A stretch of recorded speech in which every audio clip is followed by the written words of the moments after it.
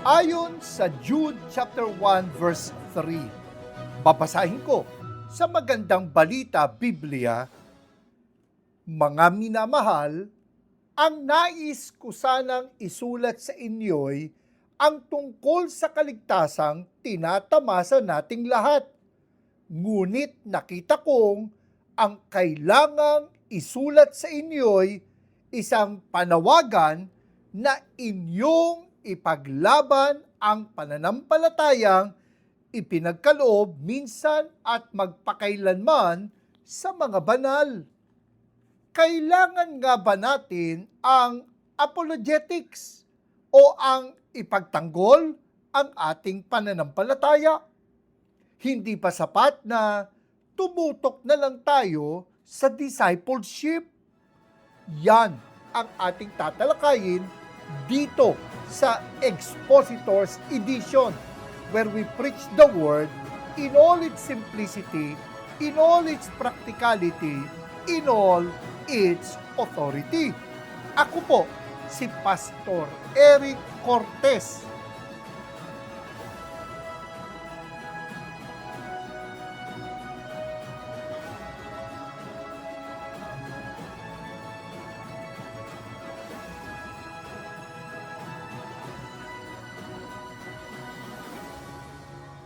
Mag-disciple ka na lang. I-share mo na lang ang gospel. Hindi mo na ito kailangang ipagtanggol. Ilan lamang po yan sa mga madalas nating marinig mula sa mga well-meaning believers na hindi pa nakikita ang koneksyon o kinalaman ng apologetics sa discipleship. Ano po ba ang discipleship? Ito po ay ang paggabay sa isang tao na maging tagasunod o disciple ng ating Panginoon mula sa pananampalataya sa Kanya bilang tagapagligtas patungo sa paglago na maging kawangis ng Panginoon. Ano naman po ang apologetics? Ito po ay ang pagpapaliwanag sa sino mang magtatanong sa atin tungkol sa ating pag-asa at pagtatanggol sa ating pananampalataya. There are those who think that we don't need to defend the faith nowadays, that all we have to do is to make disciples. They feel that apologetics is merely an intellectual exercise. So, do we really have to choose between apologetics and discipleship? Kailangan ba talaga ng iglesia na hindi lamang mag-disciple, kundi mag-defend sa faith? Kung titingnan po natin sa Biblia, magkakampi po at hindi magkaaway ang apologetics at ang discipleship. Kumbaga po, they are two sides of the same coin. Nang utusan po ng Panginoon ang mga alagad na humayo at gawing alagad ang mga bansa sa Mateo 28 na tinatawag nga natin na Great Commission, ang konteksto po nito ay ang muling pagkabuhay ng Panginoon. Kung hindi po natin mapapatunayan ang resurrection, paano natin makukumbinsi ang mga mananampalataya na sundin ang utos na make disciples of all nation? Huwag po natin i-assume o ipalagay na lahat ng mga tao ay convinced na ang Panginoon ay muling nabuhay mula sa mga patay. When Paul talked about the death and resurrection of the Lord in 1 Corinthians 15, itinaya niya ang katotohanan ng gospel sa historicity o pagiging makasaysayan ng resurrection. Ayon po sa 1 Corinthians chapter 15 verse 2, sa New Living Translation, it is this good news that saves you if you continue to believe the message I told you, unless, of course, you believed something that was never true in the first place. Note the words, unless of course you believed something that was never true in the first place. So hindi tayo maliligtas kahit na manampalataya tayo sa kamatayan at muling pagkabuhay ng ating Panginoon kung hindi naman ito totoong nangyari. Kung hindi totoong nangyari ang kamatayan at muling pagkabuhay ng Panginoon, kahit manampalataya po tayo dito, hindi po tayo maliligtas. Sa pamamagitan ng apologetics, may pagtatanggol natin ang gospel. If the resurrection did not actually happen, then this encounter in Matthew 28 did not happen also. The fact of the resurrection is crucial in the gospel message itself. At ano po ang karapatan ng Panginoon na ipahayag sa Matthew chapter 28 verse 18? Ang lahat ng otoridad sa langit at sa ibabaw ng lupa ay ibinigay niya sa akin kung siya ay hindi kapantay ng Diyos. Alam naman po natin na may mga grupo na kino-question ang pagiging Diyos ng ating Panginoong Hesukristo. Kailangan po na alam natin kung paano ipagtatanggol ang kanyang pagka-Diyos. Sapagkat kung hindi nila tatanggapin nang ibig sabihin ng pagiging Panginoon ni Jesus ay siya ay Diyos, paano sila maliligtas? Ayon nga po sa Romans chapter 10 verse 9, sapagkat kung ipahahayag mo sa pamagitan ng iyong bibig si Jesus na Panginoon at sasampalataya ka sa iyong puso na binuhay siyang muli ng Diyos mula sa mga patay, ay maliligtas ka. How do we know that He is really Lord and not a lunatic, a liar, or a legend? If Jesus is not Lord and if Jesus did not resurrect, how can we confess Him as such and be saved? If He is not really who He claimed He is, then He does not have the right to command us to go and make disciples of all nations. But if He is who He claimed He is, then not to make disciples is disobedience. Kapag tayo po ay nagbabautismo, hindi po ba sabi ng Panginoon sa Matthew 28:19, bautismoan ninyo sila sa pangalan ng Ama at ng Anak at ng Espiritu Santo? Paano po kapag tinatanong tayo tungkol sa mga sabi-sabi na ang Trinity ay gawa-gawa lang ng mga sinaunang theologians? Hindi po ba mahalaga na hindi lang lamang natin alam kung ano ang ating pinaniniwalaan, kundi kung bakit natin ito pinaniniwalaan? Malaki po ang maitutulong ng apologetics sa pagpapaliwanag nito. Hindi po ba kasama sa sinabi sa Matthew 28 verse 20 na turuan silang sundin ang lahat ng mga bagay na iniutos ko sa inyo? Paano po kung magtanong ang ating dinidisciple kung mapagkakatiwalaan ba ang Biblia? Kasi baka nakabasa siya sa Facebook ng mga post ng kritiko o skeptics na may mga mali daw sa Biblia. When we teach people to observe all that Christ has commanded us, how do we know that the Bible has everything we need to know? Paano tayo nakakatiyak na ang nakasulat sa Biblia ay hindi nadagdag bawas? That nothing was added to it or subtracted from it during its transmission. Paano tayo nakakatiyak na umabot sa atin ang nilalaman ng Biblia ni Jesus at ng mga apostol? Hindi naman po natin dapat sabihin na basta maniwala ka na lang. Hindi ba mas maganda na mapatunayan natin na reliable ang Biblia? Kaya nga po maganda na kalakip ng discipleship ang apologetics. Somebody said, that if your only tool is a hammer, every problem would look like a nail. Hindi naman po natin sinasabi na tanging apologetics lang ang kailangan natin. Rather, I see that apologetics and discipleship complement each other. Defending the faith and making disciples are closely connected with each other. Huwag po natin silang pagsasabungin. Kailangan po talaga ng church ang apologetics at ang discipleship. We need to defend the faith as we make disciples. Kadalasan po, may mga pastor na nagsasabi na hindi natin kailangan ang theology o doktrina. Para po sa kanila, hindi ito praktikal.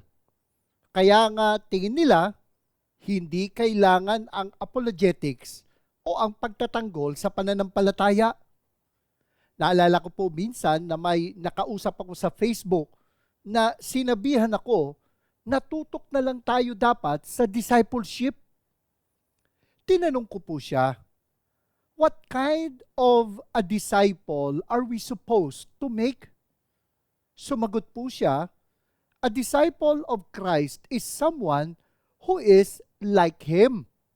So nagtanong po uli ako, so how would you describe Christ? Maganda nga naman na malaman natin kung ano ang kailangan nating gayahin sa pamumuhay ng ating Panginoon. Paiwas na nga lamang po ang kanyang naging sagot. Ang sabi po niya, the Bible could fully describe Jesus Christ. Read. Sabi ko na lang po sa kanya, do you know that putting all the teachings of the Bible about our Lord Jesus Christ is called Christology, which is actually theology about Him.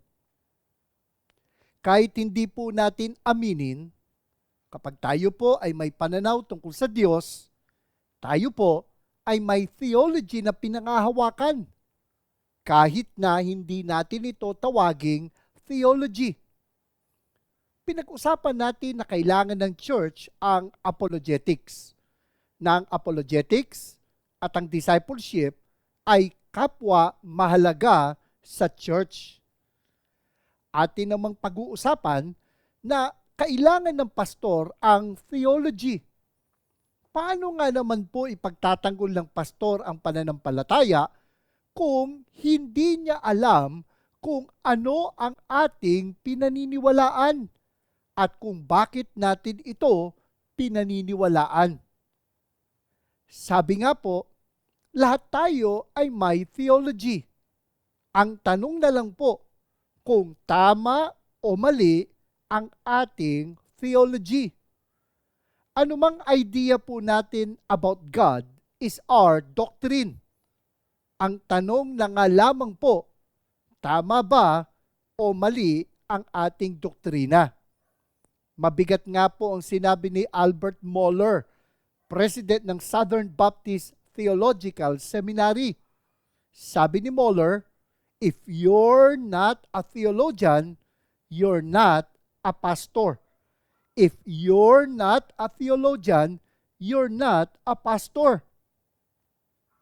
Madalas po na ang nabibigyang diin lamang sa mga qualifications ng pastor sa 1 Timothy chapter 3 at Titus chapter 1 ay ang mga moral qualifications.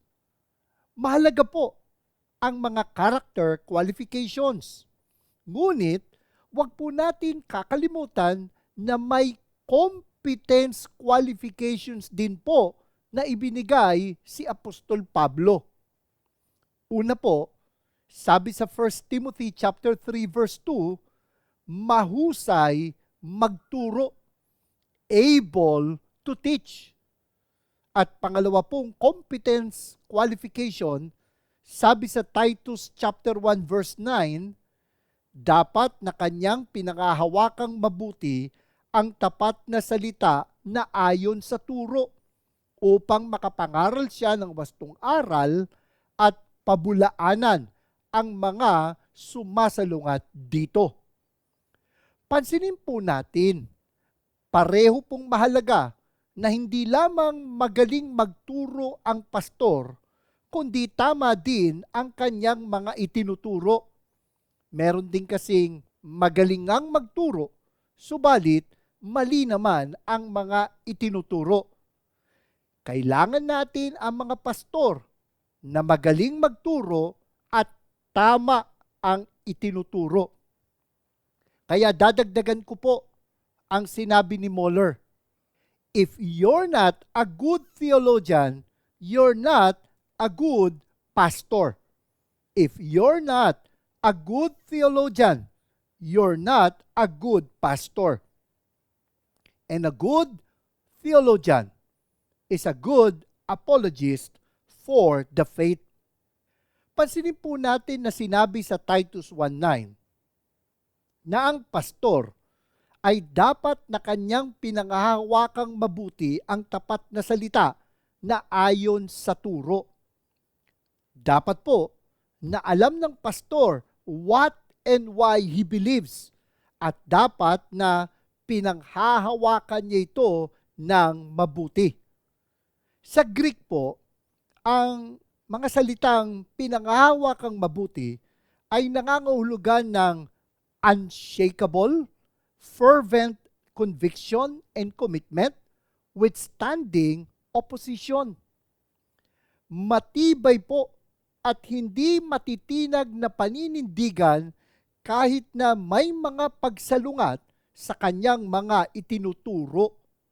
Kaya po, we as pastors should be committed to the truth. We must persevere in the truth. Pansinin din po natin sa Titus 1:9 na ang dahilan kung bakit dapat tayong manindigan ay, sabi rito, dapat na kanyang pinangahawakang mabuti ang tapat na salita na ayon sa turo upang makapangaral siya ng wastong aral at pabulaanan ang mga sumasalungat dito. Upang, so that, ang unang dahilan ay upang makapangaral ang pastor ng wastong aral.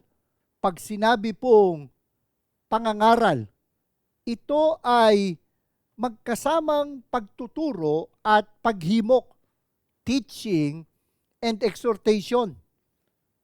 Sa ating pagtuturo ng katotohanang nagpapalaya, kailangan din na himukin natin ang mga tao sa pagsunod upang maranasan natin ang kalayaan na dulot ng katotohanang isinasagawa.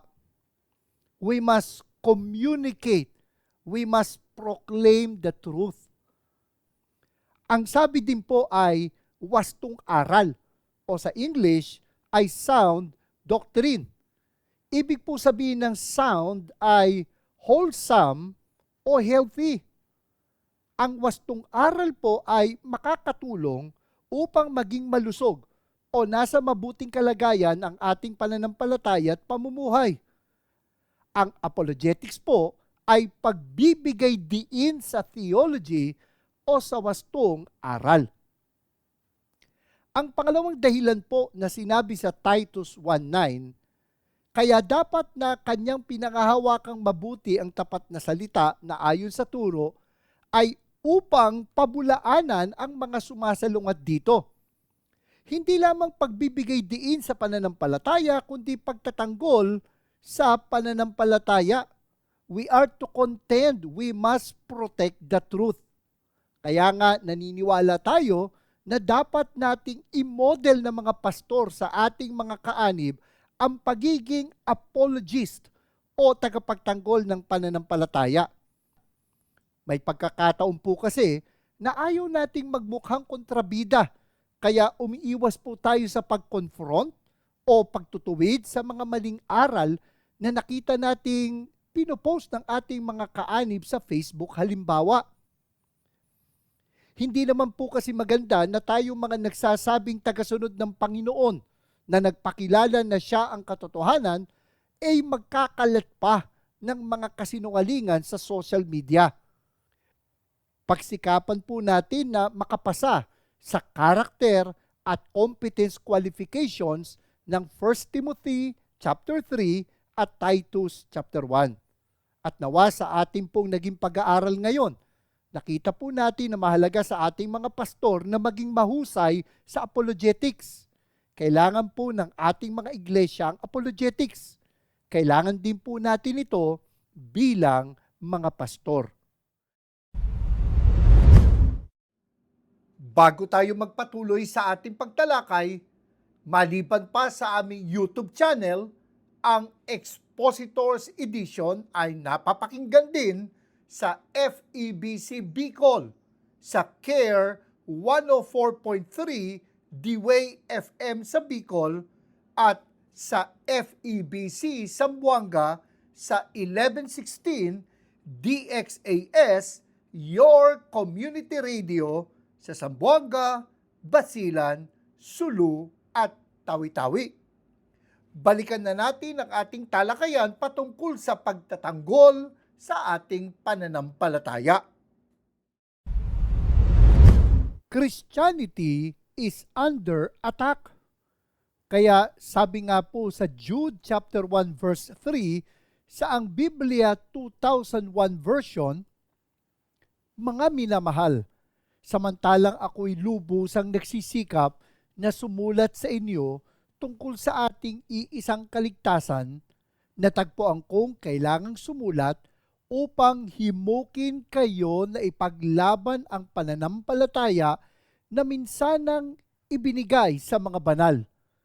Pansinin po natin ang mga salitang ipaglaban ang pananampalataya na minsanang ibinigay sa mga banal. Minsan po, dumalaw ako sa isang bookstore. Nakita ko po sa religion section ang aklat ni Christopher Hitchens na God is not great, how religion poisons everything. Si Hitchens po ay isang atheist o hindi naniniwala sa Diyos. Ang paratang niya, monotheistic religion is a plagiarism of a hearsay of an illusion extending all the way back to a fabrication of a few non-events. Kung sisimplihan natin, ang reliyon daw ay kinopyang chismis tungkol sa alamat na nagmula sa gawa-gawang kwento.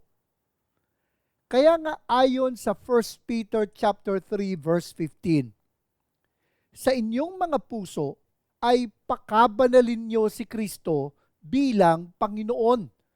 Lagi kayong maging handa na ipagtanggol sa bawat taong humihingi sa inyo ng katwiran ang tungkol sa pag-asang nasa inyo, ngunit gawin ito ng may kaamuan at paggalang. Ang salita pong ipagtanggol ay mula po sa salitang Griego na apologia. Doon po kinuha ang salitang apologetics.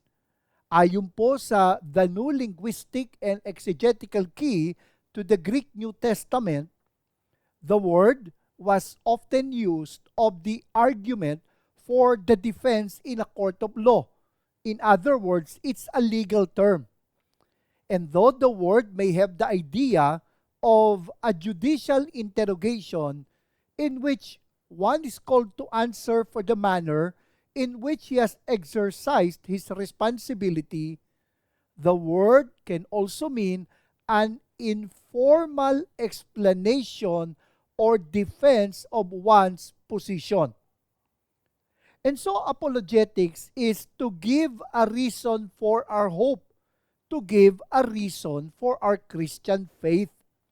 Magbigay ng paliwanag tungkol sa ating pag-asa, ipagtanggol o bigyang katwiran ang ating pananampalataya. We need to defend the faith. Ano po ba ang maitutulong ng apologetics sa atin? Para madali po nating matandaan, I came up with an acronym, DEFEND, defend. Bakit po ba kailangan nating i-defend ang faith? D. Defend the gospel.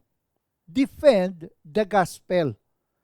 Ayon po sa Philippians chapter 1 verse 7, matuwid na aking isipin ng gayon tungkol sa inyong lahat, sapagkat kayo nasa aking puso. Yamang kayong lahat ay kabahagi ko sa biyaya, sa aking mga tanikala, at sa pagtatanggol at pagpapatunay sa Ebanghelyo. Pansinin po ninyo yung mga salitang pagtatanggol at pagpapatunay sa Ebanghelyo. May mga hadlang po kasi sa pagkakaunawa ng mga tao sa mabuting balita o sa Ebanghelyo ng kaligtasan.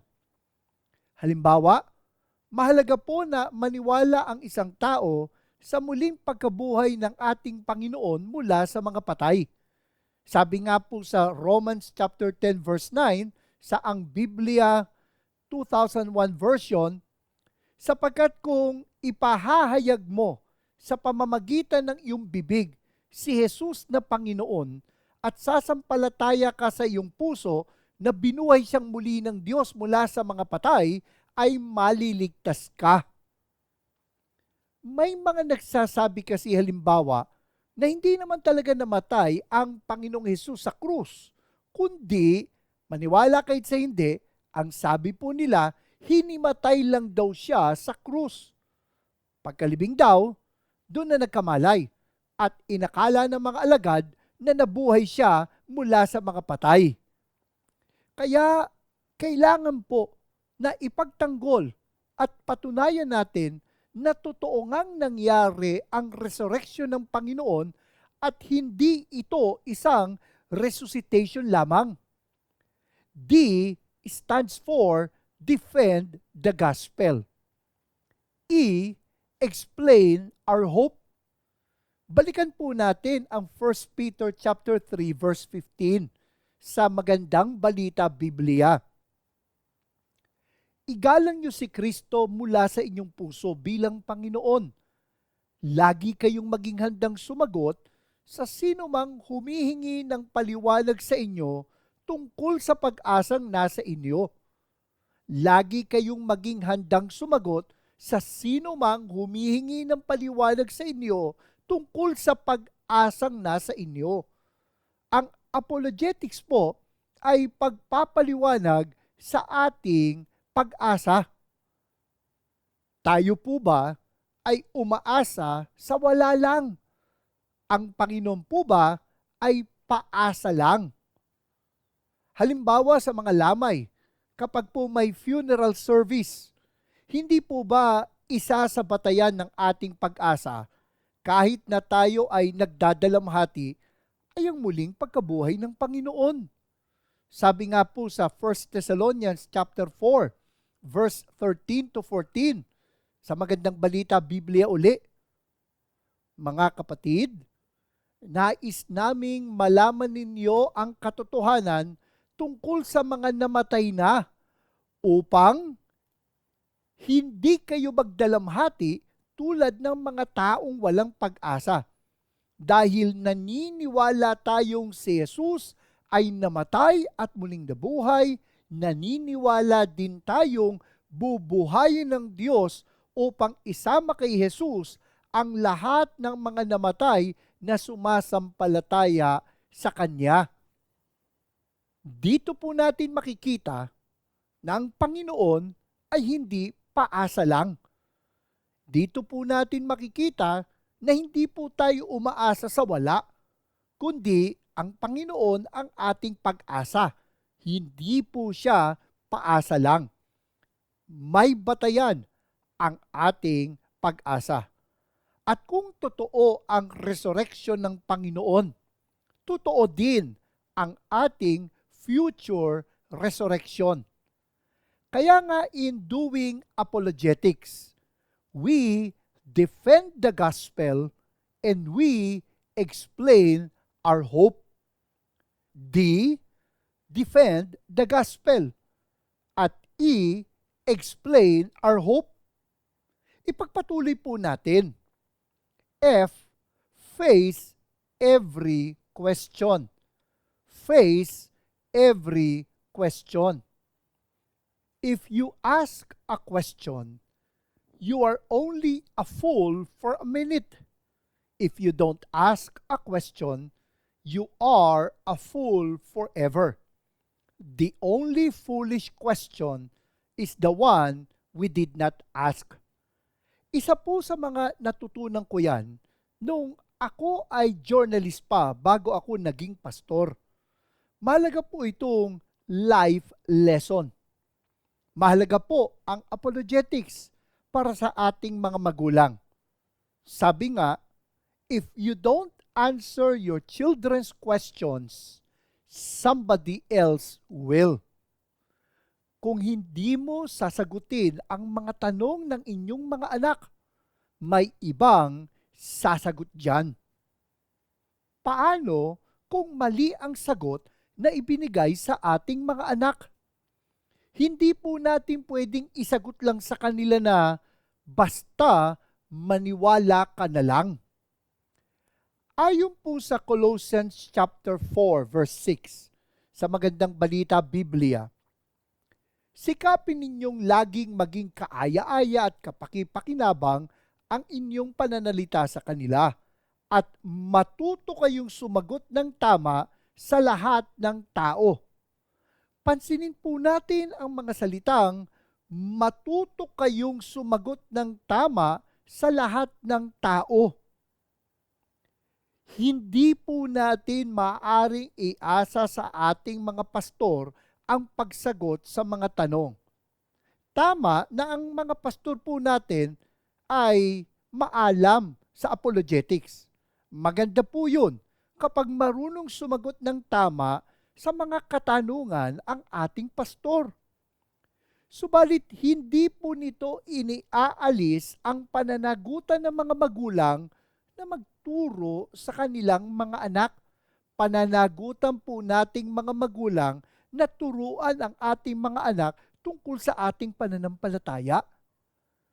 Ayon po sa Deuteronomy chapter 6 verse 6 to 7 sa Ang Biblia 2001 edition, ang mga salitang ito na aking iniuutos sa iyo sa araw na ito ay ilalagay mo sa iyong puso at iyong ituturo ng buong sikap sa inyong mga anak at iyong sasabihin sa kanila kapag ikaw ay nakaupo sa inyong bahay, kapag ikaw ay lumalakad sa daan, at kapag ikaw ay nahihiga, at kapag ikaw ay bumabangon.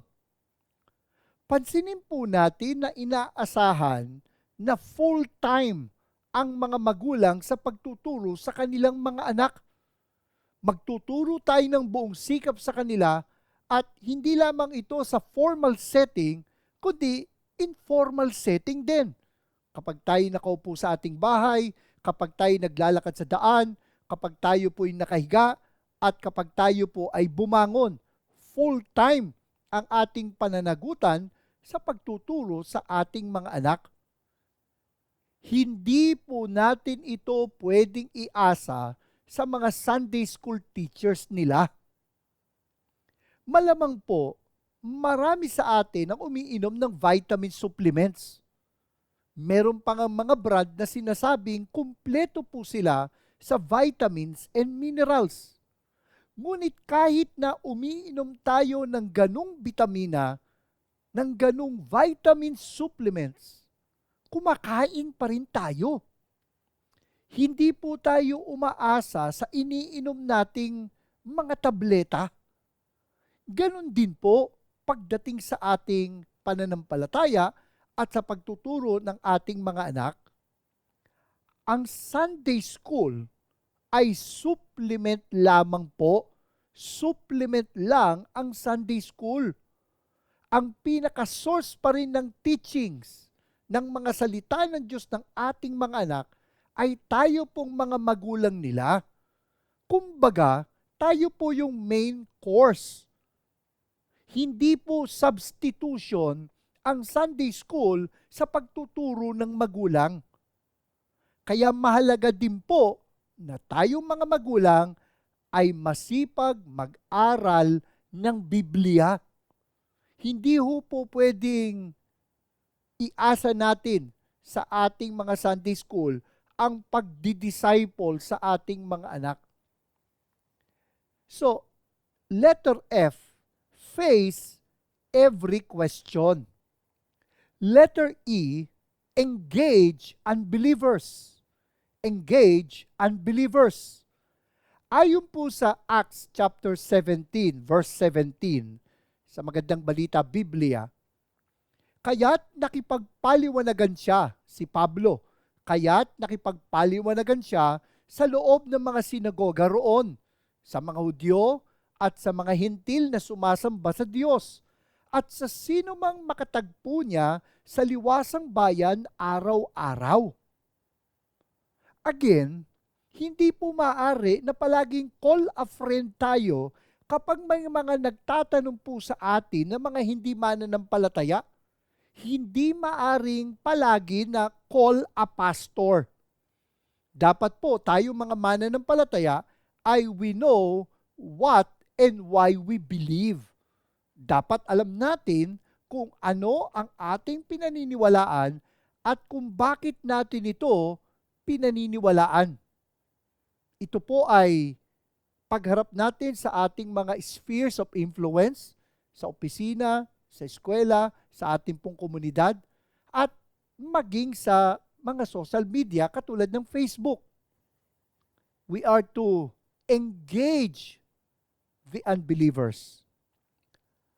Ang tungkulin po ng mga pastor ay ihanda po ang bawat mananampalataya. Ayon nga sa Ephesians chapter 4 verse 14 sa Ambagong Biblia, nang sa gayon, hindi na tayo magiging tulad sa mga batang madaling matangay ng sari-saring aral. Hindi na tayo maililigaw ng mga taong ang hangad ay dalin tayo sa kamalian sa pamamagitan ng kanilang katusuhan at panlilinlang. Saka, balikan natin yung utos sa 1 Peter 3:15. Ito po ay para sa lahat ng mga mananampalataya. Hindi ho ito pang pastor lang. Na lagi tayong maging handa na ipagtanggol sa bawat taong humihingi sa atin ng katwiran ang tungkol sa pag-asang nasa sa atin. Hindi po ito pampastor lang. Ito po'y para sa lahat ng mananampalataya.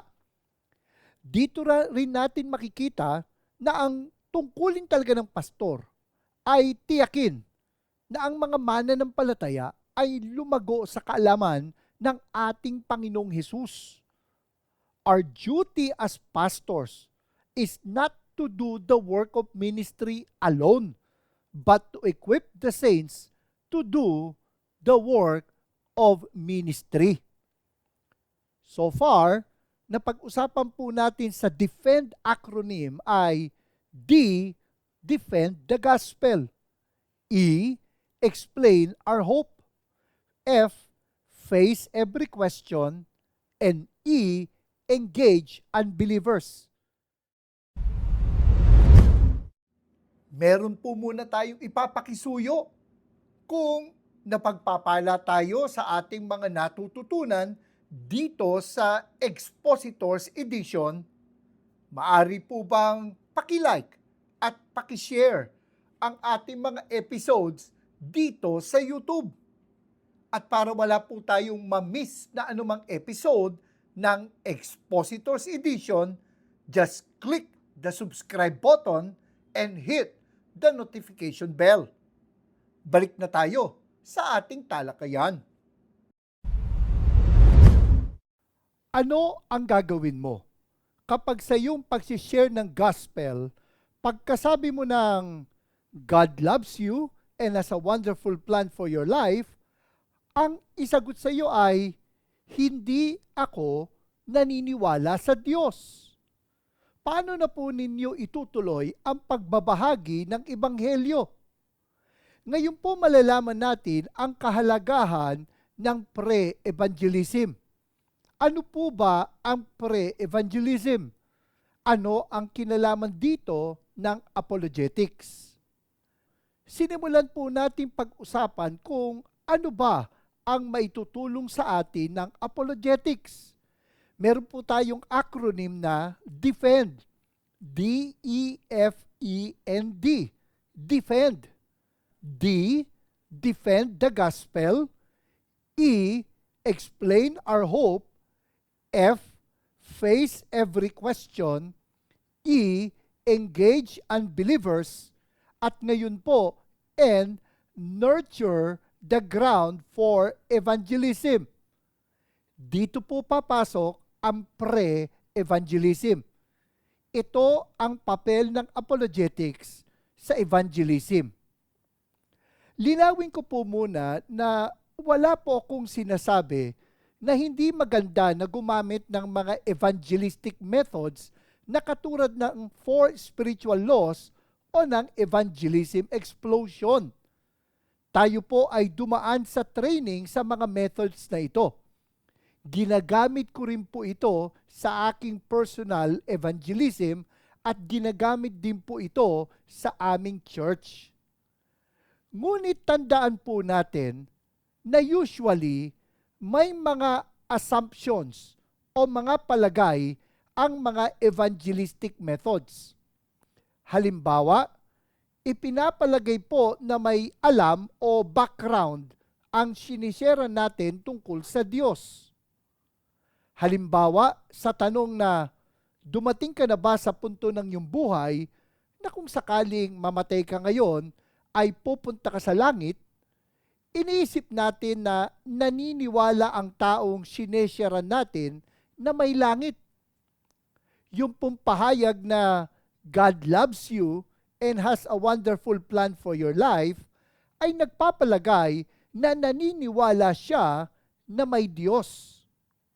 Hindi pa po natin pinag-uusapan kung naniniwala siya sa theistic God o sa Diyos na katulad ng itinuturo ng Biblia. Paano kung naniniwala siya sa isang pantheistic God na ang kalikasan ay Diyos? Again, hindi ko po sinasabing hindi na epektibo o hindi na dapat gumamit ng mga evangelistic methods. I actually encourage you to get trained in those methods. Mahalaga po sa isang Kristiyano na matuto siya kung paano magbahagi ng mabuting balita ng kaligtasan. Ang kailangan lang po ay alam natin ang kahalagahan ng pre-evangelism o paghahanda sa puso ng tao sa pagtanggap sa Ebanghelyo. May mga balakid kasi sa puso ng mga tao na pumipigil sa pag-unawa niya sa gospel.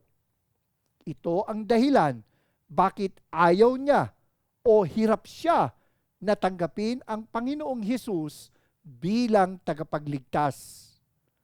Paano nga po naman niya tatanggapin ang isang mensahe na hindi man lang niya nauunawaan? Pansinin po natin ang sinabi ng Panginoon sa Matthew chapter 13 verse 19 batay sa ang Biblia 2001 version.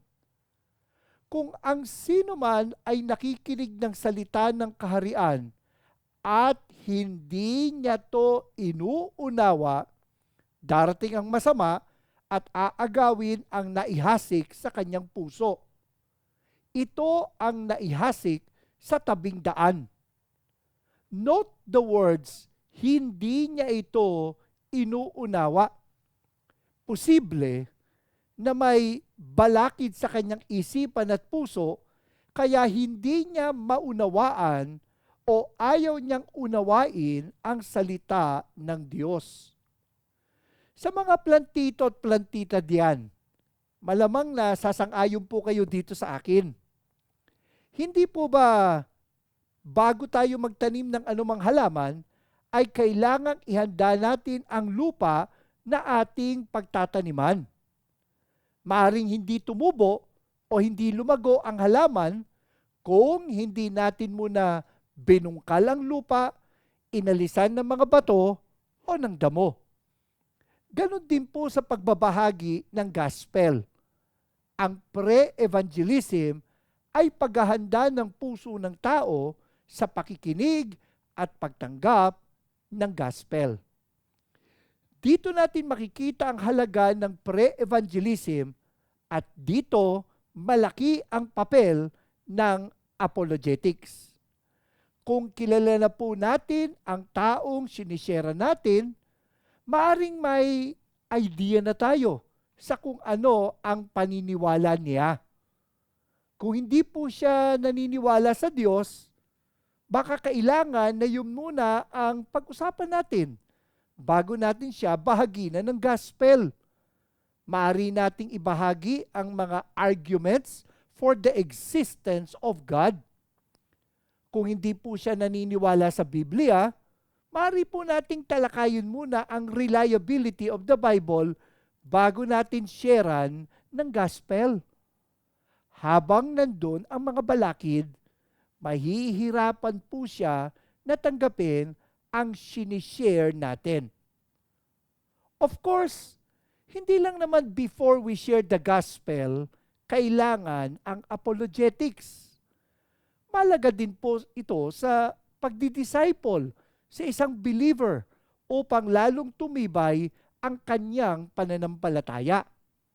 Kasama din po ito sa paghahanda sa kanya sa pagbabahagi ng ebanghelyo.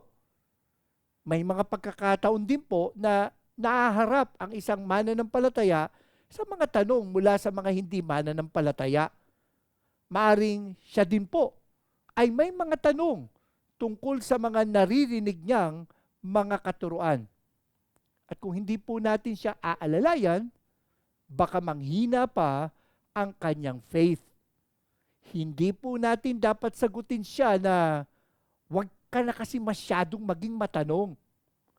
Kaya mahalaga rin na ituro ng pastor ang apologetics sa kanyang church. So, D, defend the gospel. E, explain our hope. F, face every question. E, engage unbelievers. And nurture the ground for evangelism. And now, D, demonstrate that Jesus is the Messiah. Demonstrate that Jesus is the Messiah. What comes into our minds when we think about God is the most important thing about us. Yan ang sinulat ni A.W. Tozer sa kanyang aklat na The Knowledge of the Holy. What comes into our minds when we think about God is the most important thing about us. I agree. Totoo din na mahalaga kung ano ang pumapasok sa isip natin kapag naririnig natin ang pangalan ng Panginoong Hesukristo. Kung tama ang pagkakakilala natin sa Kanya, tayo ay may kaligtasan. Kung mali ang ating pagkakakilala sa Kanya, tayo ay may kapahamakan. Malaki ang maitutulong ng apologetics na maging tama ang ating pagkakakilala sa Panginoong Hesus. Isa ito sa mga unang ginawa ni Apostol Pablo matapos siyang makakilala sa Panginoon. Ayon sa Acts chapter 9 verse 22, mula po sa Magandang Balita Biblia, ngunit lalong naging makapangyarihan ang pangangaral ni Saulo at walang maisagot ang mga Hudyong naninirahan sa Damasco sa kanyang pagpapatunay na si Jesus ang Kristo. Sa kanyang pagpapatunay na si Jesus ang Kristo. At ganito ang naging pattern ng kanyang ministry. Ayon po sa Acts chapter 17 verses 2 to 3 sa Magandang Balita Biblia, sa lungsod na ito'y may sinagoga ang mga Hudyo at ayon sa kinaugalian ni Pablo, siya'y pumasok doon. Sa loob ng 3 magkakasunod na araw ng pamamahinga, siya ay nakipagpaliwanagan sa kanila. Mula sa kasulatan, ipiniliwanag niya at pinatunayan na kinailangang magdusa ang Kristo at muling mabuhay. Sinabi niya, ang Jesus na ito na ipinapahayag ko sa inyo ay ang Kristo. Pinatunayan at ipinaliwanag ni Pablo na si Jesus ang Kristo. He demonstrated from the scriptures that Jesus is the Messiah, the anointed one, the chosen one. Nakakalungkot po na may mga grupo na hindi naniniwala sa pagkapantay ng Panginoong Hesus sa Diyos. Sinasabi po nila na siya ay tao sa kanyang likas na kalagayan, ngunit hindi Diyos. Mahalaga po na batay sa itinuturo ng Biblia ang ating pagkakakilala sa Kanya. Sabi nga po sa Romans chapter 10 verse 9, sa ang Biblia 2001 edition, sapagkat kung ipahayag mo sa pamamagitan ng iyong bibig si Jesus na Panginoon at sasampalataya ka sa iyong puso na binuhay siyang muli ng Diyos mula sa mga patay, ay maliligtas ka. Sinasabi po ng mga hindi naniniwala sa pagka-Diyos ni Kristo na, oo nga, Panginoon si Jesus. Ngunit, hindi dapat siyang tawaging Diyos. Panginoon, pero hindi Diyos. Subalit, ano po ba ang dapat na pagkakaintindi natin sa salitang Panginoon? Ang pinagbatayan ni Pablo ng kanyang sinulat na maliligtas ang sino mang magpapahayag na si Jesus ay Panginoon ay nasa verse 13. Sapagkat ang lahat ng tumatawag sa pangalan ng Panginoon ay maliligtas. Saang bahagi ng kasulatan ito kinuha ni Pablo? Ito po ay mula sa Joel chapter 2 verse 32. At mangyayari na ang sino mang tumatawag sa pangalan ng Panginoon ay maliligtas. Kung titingnan po ninyo sa physical copy ng ang Biblia 2001 edition o sa electronic version nito sa BibleGateway.com sa internet, all capital letters ang Panginoon. Capital P, capital A, capital N, capital G, capital I, capital N, capital O, capital O, capital N. Sa English po, all capital letters ang Lord. Capital L, capital O, capital R, capital D. Ginagawa po ito ng mga salin ng Biblia kapag po ang ginamit na pangalan sa Hebreyo ay Yahweh. Kaya nga sa Magandang Balita Biblia, ganito ang pagkakasalin. At sa panahong iyon, ang lahat ng hihingi ng tulong kay Yahweh ay maliligtas. Lumalabas po na ang pagtawag kay Jesus na Panginoon ay pagtawag kay Yahweh. Kasi nga po, si Jesus ay Diyos. Ito pa po, ang lumang tipan ay nakasulat sa wikang Hebreyo. Ang pangalan po ng Diyos sa Hebreyo ay Yahweh. Ilang daang taon bago ipinanganak ang Panginoon, isinalin ang Hebrew Old Testament sa Griego. Ito ang tinatawag na Septuagint or the Greek Old Testament. Alam po ba ninyo ang ginamit na salitang Griego para sa pangalang Yahweh? Ito ay ang salitang Kurios.